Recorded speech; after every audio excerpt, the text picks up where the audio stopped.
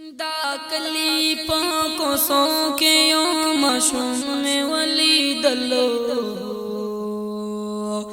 بابا یو شاہید گریوان شلے دلائی جڑے دلو دا کلی پاکو سو کے یو مشوم میں ولی دلو بسم الله الرحمن الرحیم. د المقدس خیریه بنسټ قدرمند لیدونکو سلامونه نیکې هیلې احترامات درته وایم. قدرمند دوستانو، نن د غزګي کلي ته راغلي یو.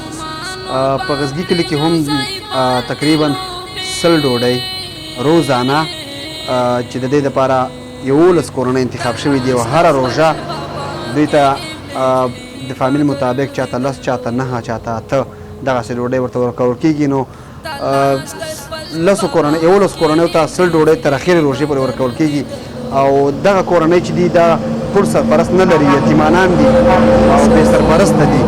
نو هغه څوک چې مرستې کوي او یا یې مرستې کړي دي هغوی ته د رب العزت ډېرې نیکې بدلې ورکړي. 100 ډوډۍ د غزګي په کلي کې دي، 100 ورپسې په 28مه کې دي، همداسې مارکو، غني خیل او کیي، تورخم، لالپوره. مخکې ډیټیل تاسو د ټولو کریو لیدلی او اورېدلی و. دغه یو څو ماشومانو سره لنډې خبرې کوم، ستاسې پام ورته راګرځوم. ستا نوم څه دی؟ عمران. عمران. او عمران پلار دې څه نوم دی؟ نجیب. نجیب. او پلار دې وفات دی که ژوندی دی؟ مړ شوی. په څه شي کې مړ شوی؟ چا د بس بم ایښه. بم ورته چوي؟ او کور کې څو نفره یې ټول؟ 5 نفره یې. او روژې څو کسان نیسي؟ څو نفره روژې؟ 3 نفره. او څو ډوډۍ درکوي تاسو ته؟ 9 ډوډۍ. دا ولې روژې نه یې اوسه پورې وړې؟ دې نه ګزاره کېږي؟ او خوراک دپاره ورسره څه شی پخوئ؟ سرپرست هم نه لرئ؟ بس داسې کله صاحب او کله لوګان شي او کله وریجې شي. ښه. اختر ته څه پروګرام د جامې هم کړي؟ نه هم دې کړي؟ نه. ستا نوم؟ ساجد. پلار نوم دې څه؟ سلطان. پلار دې وفات شوی؟ څه شي کې وفات شوی؟